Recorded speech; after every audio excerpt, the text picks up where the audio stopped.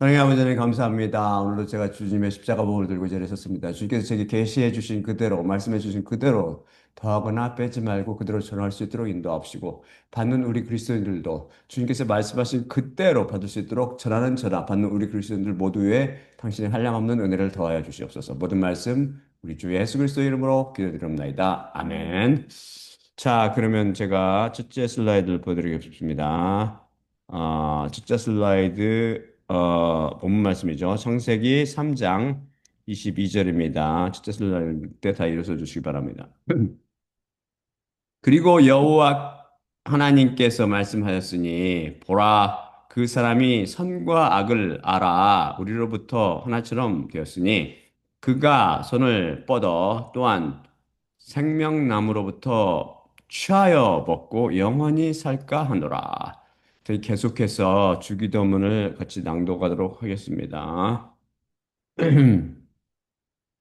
하늘들 안에 계신 우리 아버지여, 당신의 이름이 거룩히 되게 하시며, 당신의 왕국이 오게 하시고, 당신의 원함이 하늘들 안에서처럼 땅 위에서도 이루어지게 하시며, 그 피로 적절한 저희의 양식을 오늘 저희에게 주시고, 또한 저희 자신들이 저희의 채무자들을 면제해 준 것 같이, 저희의 채무를 면제해 주시며, 저희를 시험 안으로 끌어들이지 마시고, 오히려 그 악한 자로부터 구출하소서. 자, 다 앉아주시기 바랍니다.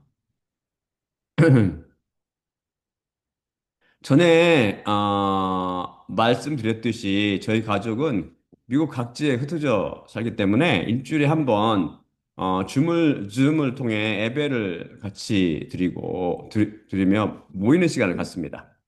음, 이때 유튜브 녹화도 같이 하지요. 설교가 끝나면 제가 아이들에게 설교가 혹시 어렵지는 않았는지 또는 다른 질문 없는지 확인합니다. 그런데 캘리포니아 사는 딸 아이가 지난 주에 한 제 설교에 대해 의문점을 제기했습니다. 그것은 다음 로마서 말씀에 대한 것이었습니다. 제가 이 로마서 말씀을 보여드릴게요. 로마서 9장 10에서 18절 말씀입니다. 음,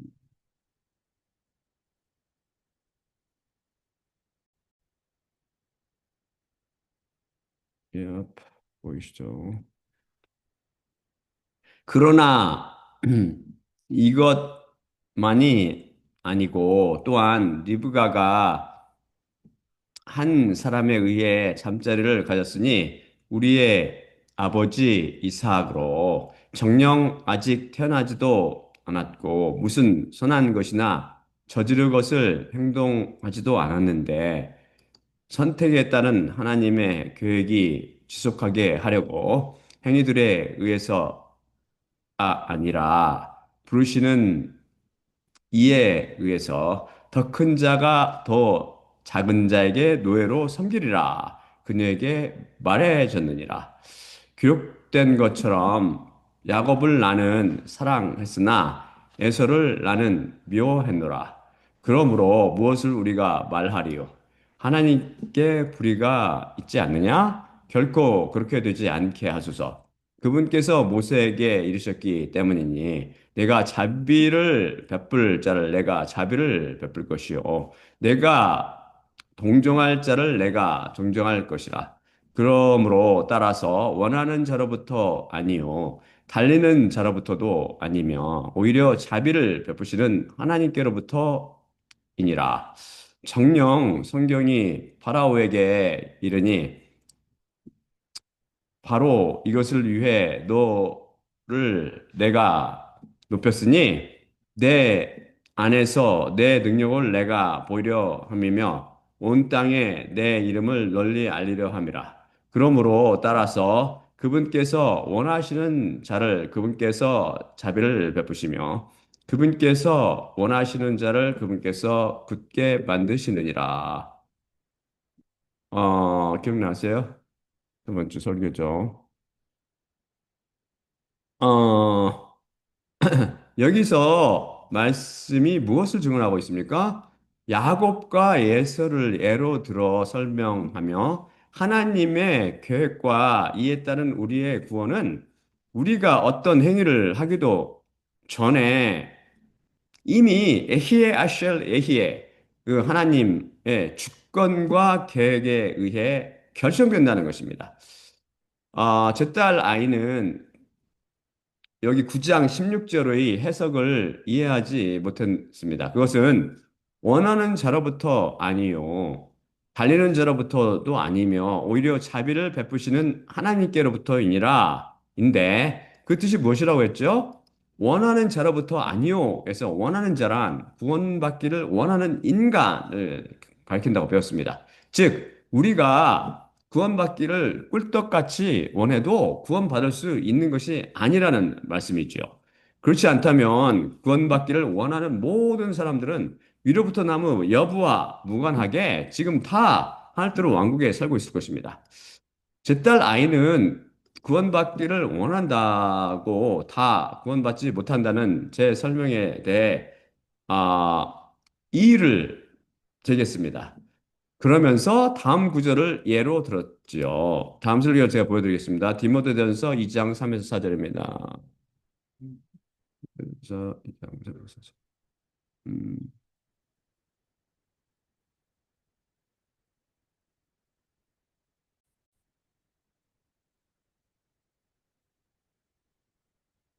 이것이 우리의 하나님 구세주 앞에서 좋고 기쁜 것이니 그분은 모든 사람들이 구원받으며 진리의 지식 안으로 오기를 원하시느니라.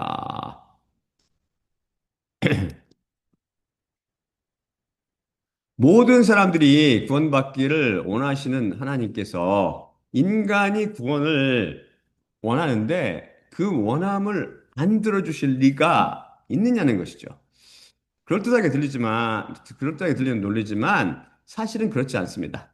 제가 쉬운 예를 들어서 설명해 드릴게요. 제가 살고 있는 타운 근처에 버스턴이 있는데 여기에 하버드 대학교가 있죠. 하버드에 들어가기를 원하는 고등학생들이 전 세계에 많이 있습니다. 한국에도 제법 많이 있을걸요? 그런데 하버드 대학교의 총장이 나는 우리 학교에서 공부하며 학문을 연마하기 원하는 모든 학생들이 우리 학교에 합격하기를 원한다. 라고 말했습니다. 자, 그럼 하버드에 입학을 원한다고 그 모든 학생들이 다 거기에 들어갈 수 있습니까? 왜 원한다고 못 들어갔지요?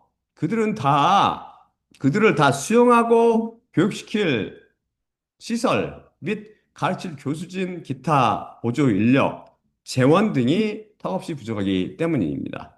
그래서 그들은 입학 정원을 정하고 입학 기준을 세워놓고 있습니다. 아무리 많은 학생들이 입학을 원해도 학교 측에서 세운 입학 기준에 만족하지 못하면 탈락입니다. 자격 미달이죠. 천국, 그 하늘뜨르 왕국도 마찬가지입니다. 현재 전 세계에 있는 기독교인들의 숫자를 제가 조회해 보니 구글에 따르면 23억 명에서 23억 8천 명으로 전 인류의 3분의 1이 가톨릭, 개신교 및 동방정교 등의 동방정교를 비롯한 기독교에 속해 있다고 추산하더군요. 제가 다시 챗 GPT에게 물어보니 2025년 현재 전 세계 기독교인의 수는 26억 명으로 전 인류의 32%라고 약간 달리 추산하고 있었습니다. 이 둘이 차이가 있긴 하지만 아무튼 23억 명 이상인 것은 확실합니다. 그런데 기독교인들 중에서 구원받기를 원하지 않는 사람이 단 하나라도 있나요? 구원받지 않고 그냥 지옥 가기를 원하지 않는 하나도 있어요? 성경적인 구원의 정의는 죄와 사망과 마귀의 권세에서 해방되는 것을 일컫습니다. 구원받는 이들은 장차 구원의 완성인 부활에 참여하여 예수님처럼 영광스럽게 변화되며 하늘대로 왕국에서 영생을 누리게 됩니다. 그렇다면 23억 명의 온 인류가 아니 기독교가 생긴 이후 더 크게 잡아서 하나님께서 아담과 하와를 창조하신 이후 살던 인류 여기에는 셋의 자손과 가인의 자손이 포함되고 또한 노아의 자녀들인 셈과 함과 야벳 수 후손이 포함되며 거기다가 이스라엘 백성을 탈출애굽시킨 이후 생존했던 이스라엘 사람들과 유대교인들 그리고 예수님의 제자들 등 그리스도인들 및 그 외에 생긴 기독교인들 등 하나님을 섬기던 그 수많은 사람들이 다 포함되어 이들 모두 구원을 원했을 텐데 이들이 다 구원 받았나요? 심지어 예수님의 이름으로 다른 기독교 분파 사람들을 아, 그 다른 분파 기독교 사람들이나 그리스도인들을 학살한 자들도 다 포함됐을 텐데 말입니다. 중세기 알잖아요. 그 비참한 피바람 났던 그 시기. 그뿐만 아니라 끊임없는 그 학살은 다 누가 했냐면 기독교인의 이름으로, 예수님의 이름으로 그 수많은 그런 만행을 자행했단 말입니다. 이런 사람 다 지금 천국에 갔습니까? 하늘들어 왕국에 있어요? 그들이 원했다고? 전혀 그렇지 않지요. 우리는 여러 시간을 거쳐 특히 당신은 이로부터 나였습니까? 시리즈를 통해 오직 소수들, 곧 오직 남은 자들만 구원받고 하늘으로 왕국에 들어갈 수 있다고 배웠습니다. 왜 사랑의 하나님께서 모든 인간들이 구원받으며 진리의 지식 안으로 오기를 원하셨는데도 그들의 거의 대부분이 구원받지 못하죠? 그들이 자격 미달이기 때문입니다. 하버드에 입학하기를 원하는 학생들은 정말 많아도 입학할 수 있는 자격을 만족한 합격자는 소수이듯이 구원도 마찬가지입니다. 아니, 구원은 훨씬 더 어렵습니다. 모두 마음으로는 원하지만 구원받기에 합당한 자로 인정되지 않기 때문입니다. 애고부형에서도 복, 곧 영생을 펑펑 울며 구했지만 영생을 받기에 합당하지 않은 자로 구분되어 회개에 이르지 못하고 구원을 거절당했습니다. 다음 슬라이드 보여드릴게요. 베드로전서 3장 20절 후반에서 21절입니다.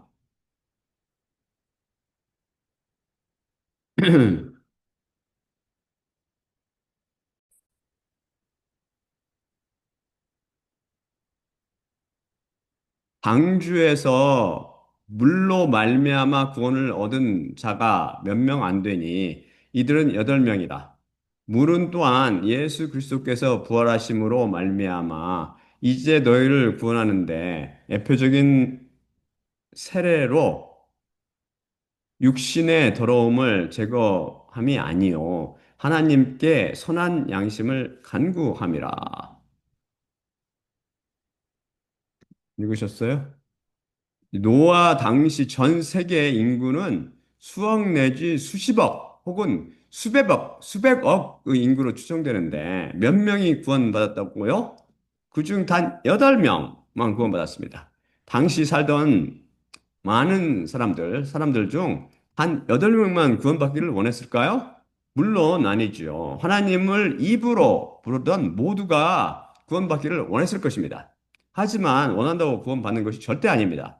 그리스도인 소수를 빼고 그 나머지는 안타깝게도 모두 종교인들이었죠. 그래서 노아가 전하는 십자가 복음을 모두 음행했을 것으로 추정됩니다. 성경은 항상 남은 자들만 구원받는다는 진리를 선포합니다. 하나님께서는 어제나 오늘이나 내일이나 동일하십니다. 다른 복음이 사랑의 하나님께서 설마 소수만 구원하시려고 그 힘든 십자가를 지셨겠느냐는 등 뭐라고 거짓말해도 절대 속지 마세요. 그것을 선포하는 자들은 자신을 구원의 대열에 억지로 끼워 넣으려고 갖은 거짓말을 교리라며 지어내고 선포합니다. 순간권의 대표적인 거죠. 설사 하버드 총장이 나는 모든 학생들이 우리 학교에 다 합격하기를 원한다고 말한다 해도 그들 중 오직 자격을 갖춘 학생들만 입학할 수 있듯이 하나님께서 모든 사람들이 구원받기를 원하신다 하셔도 거의 대부분이 구원은 받을 자격에 미달하여 구원받지 못한다는 말씀입니다. 주님께서 당신의 원함이 하늘뜰 안에서처럼 땅 위에서도 이루어지게 하시며 라고 기도하라고 가르치십니다. 마귀에 속한 이 세상에 아직 하나님은 원함이 이루어지지 않고 있기 때문이죠. 그분의 원함이 그대로 이 땅에서도 이루어질 때가 올 것입니다. 새하늘과 새 땅 때죠. 하나님께서는 모두를 구원하시기를 원하셔서 창세 이후 끊임없이 손을 펴고 애타게 부르셨지만 인간들이 하나님을 외면하고 정욕으로 인해 마귀의 소가 그를 쫓아갔습니다. 하나님을 거부한 것이죠. 심지어 하나님 당신께서 노예의 형상을 입으시고 육신으로 내려오셔서 가르치시고 병든 자를 고치시며 기적을 베푸셨지만 바리새인들을 비롯한 유대인들이 여호와 예수 그리스도를 외면하고 십자가에 하나님을 못 박아 사형시켜 버렸습니다. 이런 일을 행한 바리새인이나 유대인들은 구원을 원하지 않았을까요? 당연히 그들도 구원을 원했겠지요. 하지만 자신들의 정욕으로 어둠에 속해 빛을 싫어하여 하나님을 거부해 버렸습니다. 지금 제가 십자가 복음을 선포한 지 5년 가까이 됐는데 4년 반쯤 됐을 것 같은데 조회수와 구독자 수가 비참할 정도로 저조합니다. 왜 그렇죠? 사람들이 십자가 복음을 체질적으로 싫어하기 때문입니다. 다른 복음에 길들여져서 기호에 맞지 않지요. 그것이 하나님을 거부하는 행위인지 전혀 모릅니다. 죄로 죽었기 때문이지요. 판단력이 완전히 마비된 것이죠. 믿음이란 메시지, 그 십자가 복음에서 나오는데 십자가 복음에 별 관심이 없고 제목만 골라보거나 아예 한 번 듣다가 그냥 떠나 버리며 설교 링크를 살포해 달라고 제가 해도 다른 이들에게 소개시켜 그들을 구원해주고 싶은 그런 간절함이 전혀 없는데 그들 자신이 어떻게 구원받을 수 있겠습니까? 십자가 복음을 통한 예수님의 음성을 무시하고 거부하는 행위입니다. 그러니 어찌 거기에 구원이 있을 수 있을까요? 그래서 십자가 복음은 한국을 떠나 전 세계로 향할 것입니다. 제가 은퇴하고 곧 이어 한글 설교를 마무리 짓고 영어 설교를 시작할 예정입니다. 예수님께서 너희를 영접하지 않고 거부하는 고를 만나면 그 발의 먼지를 떨어버리고 다른 고을로 향하라 명령하십니다.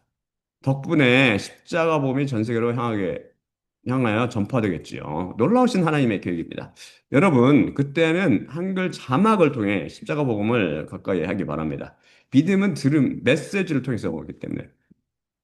들음이 중요하죠. 근데 그 정확한 번역은 믿음은 메시지, 십자가 복음에서 나온단 말입니다. 기독교인들이 다 구원받기를 원하지만 거의 대부분이 이런 식으로 구원의 유일한 길이신 예수님을 거부해버리고 다른 복음을 쫓아 사망의 길로 떠나버립니다. 하나님의 원함을 저버린 것이죠. 그러니 어찌 마음에 원한다고 다 구원받을 수 있겠습니까? 그는 그들이 구원받지 못하는 가장 큰 이유는 그들이 원하는 그 구원이라는 것이 하나님께서 말씀하시는 곧 십자가 복음을 통해 성경에서 증언하고 있는 그 구원과 전혀 다르기 때문입니다. 그들이 섬기고 있는 하나님이라는 존재가 여호와 예수 그리스도가 아니고 여호와라 불리는 송아지이듯 말입니다. 바리새인이 원하는 구원은 예수님께서 가르치시고 선포하신 구원과 달랐지요. 그래서 그들이 예수님을 거부해 버렸던 것입니다. 마찬가지 비극이 지금 전 세계에서 벌어지고 있습니다. 그들이 다른 복음을 통해 구원을 잘못 알고 있으며 그 잘못된 구원을 원하고 있습니다. 결국 하나님께서 모든 사람들이 구원받기를 원하시지만 대부분 사람이 구원받지 못한다는 말씀은 무슨 뜻입니까? 하나님께서 무능하시다는 말씀입니까? 이것은 능력의 차원에 대한 말씀이 아닙니다. 이것은 악인의 멸망을 결코 기뻐하시지 않으시며 모든 사람이 구원받기를 원하시는 사랑이신 하나님의 자비와 사랑과 긍휼을 증언하는 말씀입니다. 하나님께서는 동시에 의의 하나님이시기에 십자가를 통과하지 않은 사람, 곧 불의한 사람, 십자가를 통과하지 않으면 죄가 그대로 있잖아요. 그 불의한 사람을 절대 구원하실 수 없으십니다. 예수님께서 분명히 요한복음 3장 5절에서 진실로 진실로 내가 너에게 이르노니 사람이 물과 영으로 나지 아니하면 하나님 나라에 들어갈 수 없느니라 고 말씀하셨기 때문입니다. 여기서 영이란 성령님을 뜻합니다. 그분은 위로부터 나지 않은 자들, 곧 십자가 사건을 경험하지 않은 자인들을 절대 구원하실 수 없으십니다. 의로우신 분이기 때문이죠. 이게 왜 능력의 차원이 아닌지 우리가 이미 배웠죠. 무슨 시리즈에서. 그래서 십자가가 우리를 구원으로 인도하는 유일한 길입니다. 그런데 다른 복음은 물과 영으로 뭐 뜻도 전혀 해석하지 못하고 있으며 한번 물어보세요 주위에서. 그냥 입으로 예수님을 주님이라고 고백하기만 하면 구원받는다고 거짓 교리로 사람을 호도하고 있지요. 어디, 아니, 그러니 단순히 원한다고 거기에 구원이 있을 수 있겠습니까? 그래서 많은 사람들이 구원을 준다는 다른 복음을 줬다가 음부로 마감하는 것입니다. 창녀 입술은 꿀을 떨어뜨리며 달콤하지만 결국은 칼을 삼키는 꼴과 같을 것입니다. 여러분이 구원받기를 원한다면 십자가 복음만 들으십시오. 다른 복음 들으면 완전히 헷갈리고 혼동된다고요. 거짓에 잘 속는단 말입니다. 로마서 9장 16절에 달리는 자로부터 또 아니며란 열심히 달며 행하는 자를 지칭합니다. 불철주야 하나님을 위해 그분의 교회를 위해 수고와 봉사와 정성을 다하는 사람이지요. 그렇게 열심을 다해 수고한다고 그가 구원받을 수 있는 것이 아니라는 말씀입니다. 이것을 다른 복음이 혼동하고 있죠. 구원은 절대 인간에게 달려있지 않습니다. 극단적으로 말해서 우리의 믿음에도 달려있지 않습니다. 부자와 나사로 비유해서 거짓 나사로를 보세요. 그가 믿어서 아브라함의 품에 안겼다는 말씀이 있습니까?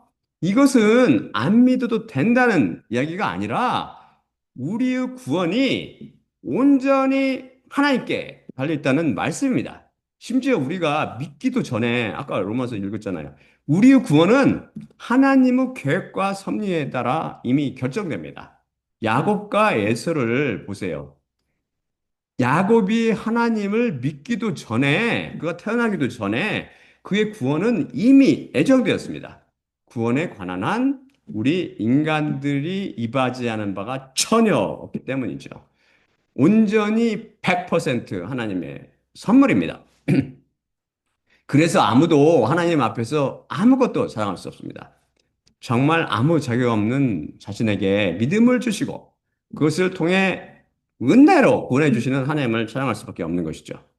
자, 이제까지 여러 시간에 걸쳐서 기초 실력을 탄탄하게 닦았으니 하나님께서 창세 이후 감춰두신 선악과 나무에 얽힌 비밀에 도전해 보도록 합시다. 그러기 전에 먼저 창세기 2장과 3장을 간단히 공부해 보기로 하죠. 복습이죠. 하나님께서 천지 만부를 만드시던 때 사람도 창조했습니다. 하나님께서 처음으로 만드신 인간의 이름은 아담으로 그는 모든 인류 조상이 되었습니다. 그리고 하나님께서는 에덴 동산이라는 정원, 동산이 아니라고 그랬지, 참, 에덴 정원을 만드신 후 거기에 아담을 두시고 그 땅을 다스리며 지키게 하셨습니다. 그 정원에는 보기에 바람직하고 음식을 위해 좋은 모든 나무가 다 거기 있었습니다. 그런데 그 정원 중에 생명나무와 선악과의 지식의 나무도, 선과 악의 지식의 나무죠. 선과 악의 지식의 나무도 자라나게 하셨지요. 하나님께서는 아담과 언약을 세우시고 한 가지 것을 명령하였습니다. 그것은 그 정원의 모든 나무로부터 정녕 내가 먹을 것이니라.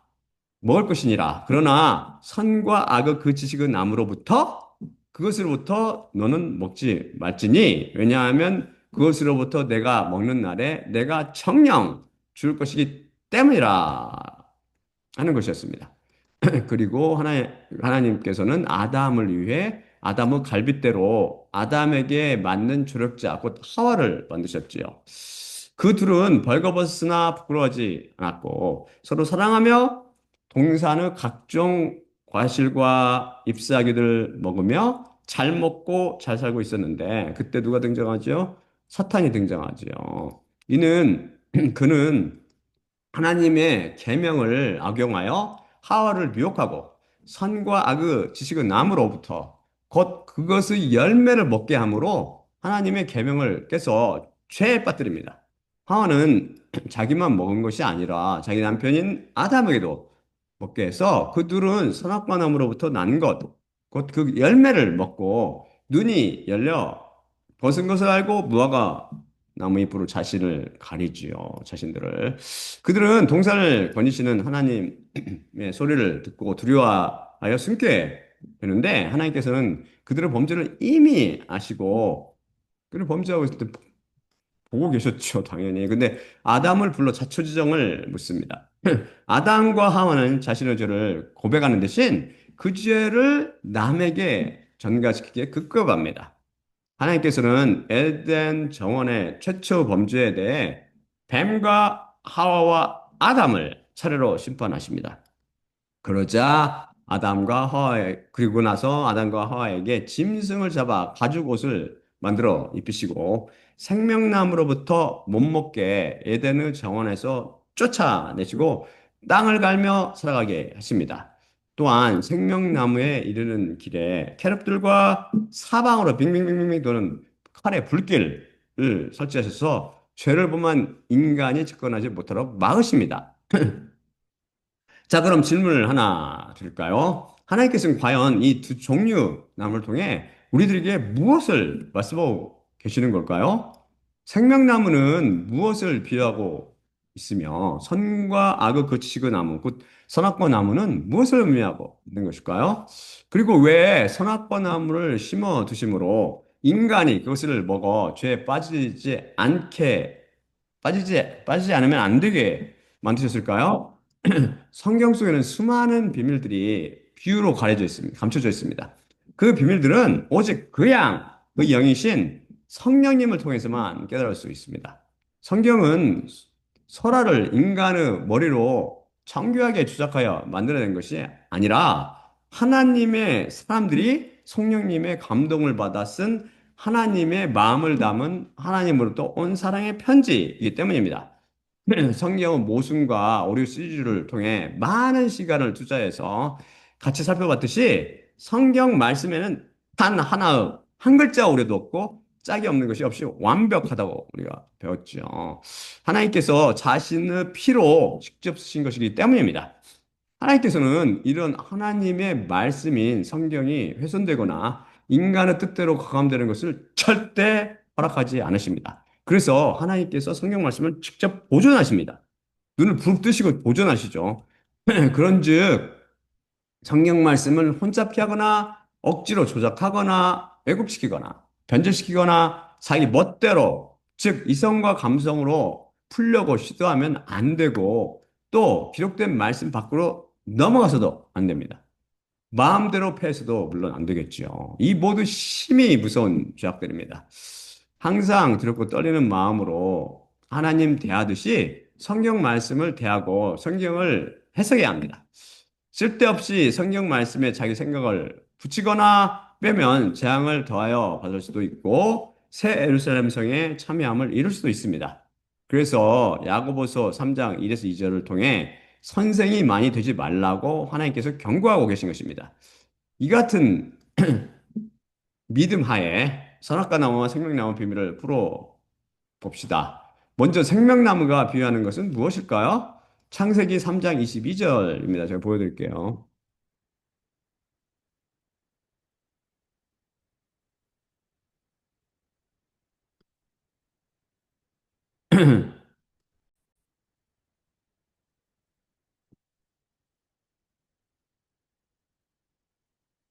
그리고 여호와 하나님께서 말씀하셨으니 보라 그 사람이 선과 악을 알아 우리로부터 하나처럼 되었으니 그가 손을 뻗어 또한 생명나무로부터 취하여 먹고 영원히 살까 하노라. 여호와 하나님께서 하셨듯이 생명나무로부터 취하여 먹고 영원히 살까라고 분명히 말씀하셨습니다. 즉 생명나무로부터 즉 그것의 열매와 잎사귀를 먹으면 영원히 살게 된다는 것, 곧 영생하게 된다는 의미입니다. 그런데 여기서 제가 히브리어를 축자적으로 번역한 생명나무로부터 나무라는 구절을 모든 한글 번역 성경들이 생명나무 열매 혹은 생명나무의 실과라고 원문에도 없는 열매나 실과라는 단어를 삽입하여 오역했습니다. 이에 반해 모든 영역본들은 원문에 충실하게 번역했지요. 한글 번역본들 중에서 한글 흥정역 중 하나만, 두 권 중 하나만 생명나무에서 나는 것이라고 원어를 축자적으로 번역한 킹제임스를 비교적 잘 그대로 번역했습니다. 이 사람들은 그대로 번역하기도 하고 자기 멋대로 번역하기도 하고 막 그러거든요. 그런데 이 구절을 축자적으로, 즉 생명나무로부터라고 해야지 왜 열매나 과실이라는 단어를 넣으면 안 될까요? 원문이 그렇게 되어 있기 때문에 당연히 그렇게 해야 하지만 또 다른 이유가 있습니다. 원문이 그렇게 되어 있는 데는 다 이유가 있어요. 다음 슬라이드 보여드릴게요. 요한계시록 22장 1에서 5절입니다.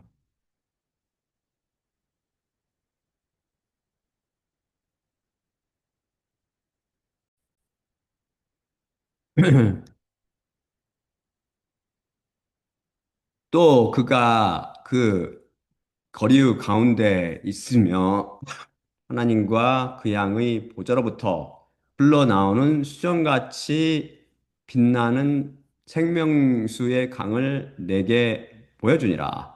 또한 그 강의 이편과 저편에 생명나무가 있으니 12열매들을 맺는데 달마다 각각 그것의 열매를 내주고 그 나무 잎사귀들은 나라들을 치료하기 위해서 있더라. 더 이상 모든 저주가 없을 것이며 하나님과 그 양의 보좌가 그 가운데 있으리니 그분의 노예들이 그분을 섬기며 그분의 얼굴을 볼 터이요 그분의 이름도 그들의 이마 위에 있으리라. 또한 더 이상 밤이 없을 것이며 등불의 빛과 햇빛이 필요 없으리니 이는 주 하나님께서 그들에게 비추실 것이기 때문이라. 또한 그들이 영원히 왕으로 다스리리라. 음, 보이세요? 생명나무로부터 나는 것은 열매뿐 아니라 잎사귀도 있기 때문입니다. 여기 보이는 것 같이. 그래서 원문을 축자적으로 번역하는 것이 그 어떤 문맥 중에서도 매우 매우 중요합니다. 인간의 논리가 들어가는 순간 오역을 하게 되고 죄를 범하게 되죠.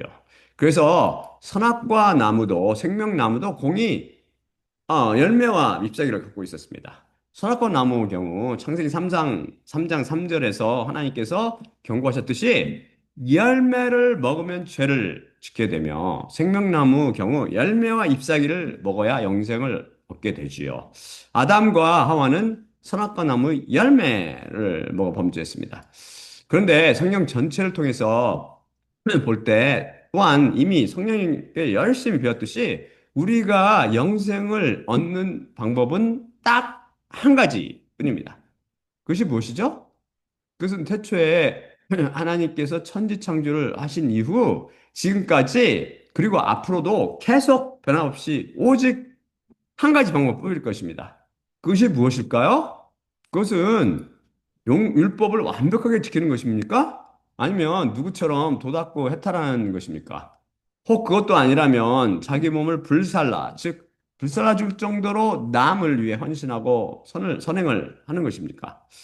사실 그 어떤 방법을 통해서도 불가능하다는 것을 이미 제가 여러 번 음, 성경을 통해서 가르쳐 드렸지요. 다음 슬라이드 제가 보여드릴게요. 요한복음 3장 16에서 18절입니다.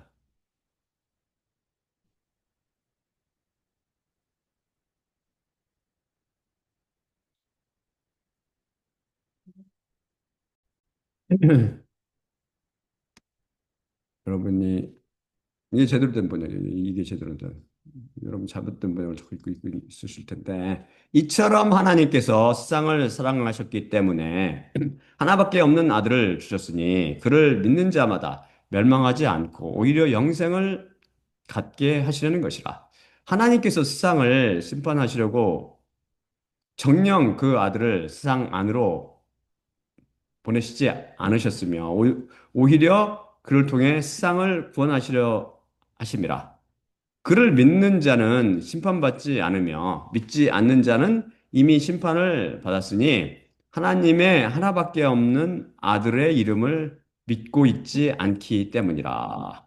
그렇죠? 예, 성경의 사실 핵심 구조 중에 하나죠, 이게. 우리가 영생을 얻는 유일한 방법은 하나밖에 없는 하나님의 아들, 곧 예수 그리스도를 믿는 것입니다. 지난 시간에 왜 하필이면 믿음인지에 대해 소상히 살펴봤지요. 그분을 믿지 않는 것은 믿음의 근원이신 예수 그리스도 안에 머물러 있지 않는 것이며 그분으로부터 분리를 의미합니다. 예수 그리스도께서 믿음의 근원이실 뿐 아니라 그분은 생명이시요 빛이시며 사랑이시고 용서이시며 평안과 기쁨과 거룩이시고 의이십니다. 그래서 예수 그리스도로부터 분리되는 것은 생명으로부터 분리요. 빛과 사랑과 용서와 평안과 기쁨과 거룩과 의로부터의 분리이며 그래서 사망이요 어둠이며 미움이고 심판이며 불안이고 고통이며 더러움이고 죄입니다. 바로 이런 생명과 빛으로 차단 속에 사는 것 자체가 심판이요 정죄지요. 하나님의 아들, 곧 예수 그리스도를 믿지 않는 자들은 안타깝게도 하늘들의 왕국을 거부하며 지옥을 선택한 자들입니다.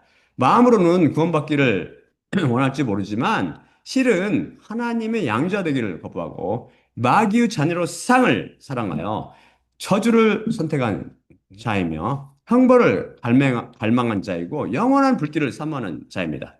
이들은 생물학적으로 죽기 전에도 비록 입으로 예수 그리스도를 주라고 신할지 모르지만 마음의 중심은 그리스도를 거부하고 세상이 주인이며 사망 안에 남아 있습니다. 이미 심판과 정죄를 받고 불안, 근심, 걱정, 공포, 질투, 미움, 거짓, 우울, 죄책감 등에 시달리며 공분을 당하고 있지요. 말씀이 분명히 증언하고 있듯이 우리가 영생을 얻는 유일한 방법은 바로 예수 그리스도를 믿는 것입니다. 예수님께서 바로 길이요 진리요 생명이시며 영생 자체이십니다. 따라서 그분 없이 영생을 생각하는 것은 불가능하지요. 우리가 그분을 믿을 때 하나님께서는 은혜의 선물로 우리에게 영생을 주십니다. 이제 예수 그리스도를 믿는 우리에겐 이 영원한 생명, 곧 영생이 있습니다.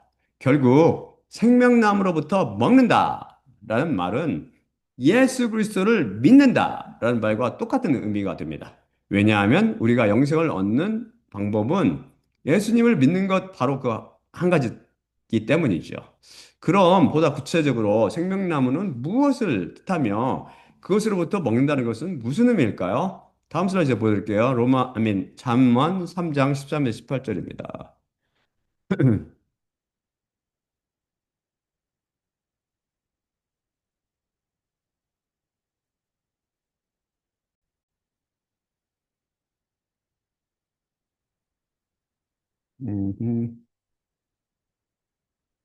지혜를 발견한 사람과 통찰력을 얻을 사람이 복이 있도다. 그것의 이득이 은보다 나으며 그것의 산출이 금보다 나으니라. 그것이 루비들보다 귀하며 모든 너의 원함이 그것과 비길 수 없노라. 그것의 오른손 안에 날들의 길이가 있으며 그것의 왼손 안에 부와 영광이 있도다. 그것의 길들은 육회의 길들이요 모든 그것의 도로들은 평안이라. 그것을 움켜쥔 자들에게 그것은 생명나무요 그것을 붙들고 있는 자들은 복받은 자라 불리리라. 여기서 마지막 절인 18절을 보면 그것을 움켜쥔 자들에게 그것은 생명나무요. 그것을 붙들고 있는 자들은 복받은 자라 불리리라 라고 증언하고 있습니다. 여기서 그것이라는 하가마 즉 지혜를 의미합니다. 지혜가 곧 생명나무라는 뜻인데 여기서 말하는 지혜는 소크라테스를 비롯한 많은 현인들이 소유했던 그런 철학적 지혜를 말하는 것도 아니고 아인슈타인 같은 과학자들이 가지고 있었던 분석력과 통찰력을 의미하는 것도 아니며 동서고금 왕들이나 정치가들이 소유했던 지도력과 판단력을 의미하는 것도 아닙니다. 지혜의 정체가 아, 확실히 밝혀주는 것이 지혜의 정체를 확실히 밝혀주는 것이 잠깐 여기는 지금 안 식지 않지만 이미 배웠어요 옛날에 사원 8장 전체를 자세히 읽어보세요. 보이십니까? 이 장은 지혜에 대해서 다루고 있습니다. 그 속에서 누군가 모습이 어른어른 보이지요. 잠언 8장 30절은 그리고 그분의 곁에서 내가 장인이었으며 모든 시점들 안에서 그분의 앞에서 내가 커다란 기쁨이었고 날마다 기뻐했노라 라고 말씀하며 지혜를 장인이라고 묘사하고 있습니다. 장인이란 손으로 물건을 만드는 일을 직업으로 하는 사람이란 뜻입니다. 즉 지혜가 하나님 곁에서 장인이 되었다는 것을 그러니까 장인이 되었다는 것은 지혜가 창조자 참여하여 우주 만물을 만들어 내셨다는 의미입니다. 또 8장 35절은 나를 발견한 자는 생명을 발견한 자이며 여호와께로부터 받아들임을 얻었느니라 라고 밝히 증언합니다. 모든 것을 창조하신 장인, 곧 조물주가 누구십니까? 하나님, 곧 말씀이신 예수님 아닙니까? 그분 안에만 생명이 있고 오직 그분을 통해서만 생명, 곧 영생을 얻을 수 있지 않습니까? 따라서 생명나무는 곧 하나님의 지혜, 즉 예수 그리스도를 의미합니다. 확실하지요? 그럼 생명나무로부터 먹는다는 것은 무슨 뜻일까요? 먹는다라는 의미는 같이 동고동락한다, 한 몸에 참여한다라는 성경적 의미가 있습니다. 가족은 한 상에 둘러서 같이 먹고 마시는 공동체로 한 몸이나 다름없습니다. 한 지체가 아프면 다른 지체들도 같이 아파하고 한 지체가 기뻐하면 모두가 덩달아 얼싸졌고 공동 생활하는 군대도 비슷하지요. 잔반, 그 짬밥이라 부르는 짬밥을 같이 먹으면서 전우회가 싹 트는 거 아닙니까? 결국 요즘은 그렇지도 않을 것 같아. 하도 느슨해가지고. 옛날에. 결국 생명나무로부터 먹는다는 의미는 생명나무 열매와 잎사귀를 먹는다는 의미이며 이것은 다시 예수 그리스도 안에 거주하며 그분의 살과 피에 참여함을 의미하는 것으로 예수 그리스도를 믿으며 그분과 더불어 사는 것을 뜻한다고 볼 수 있습니다. 우리는 예수 그리스도를 믿을 때 영생을 얻습니다.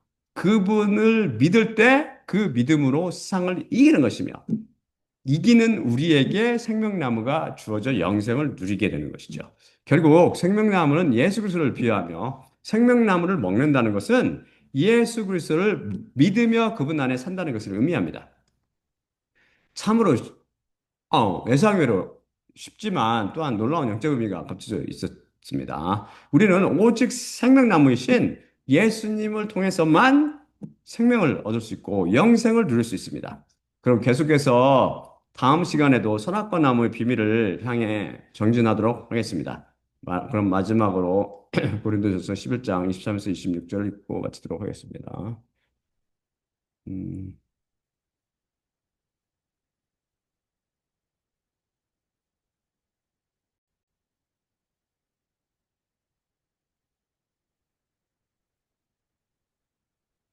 내 자신이 확실히 주님께로부터 받았고 그것을 또한 너희에게 내가 넘겨주었으니 주 예수님께서 넘겨주시던 밤에 떡을 취하셨고 감사드리신 후 쪼개셨으며 말씀하였을 때 이것은 너희를 위한 내 몸이니 나를 기억하기 위해 이것을 너희는 행하라.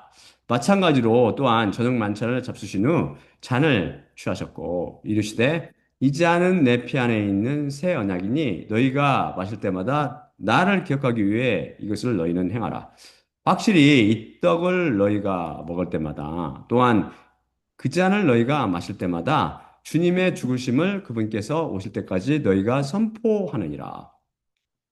예수님의 몸과 피로 상징되는 떡을 떼며 잔을 마실 때마다 십자가를 통해 우리에게 유일한 생명, 영원한 생명, 곧 영생을 주시는 예수님만 바라봅시다.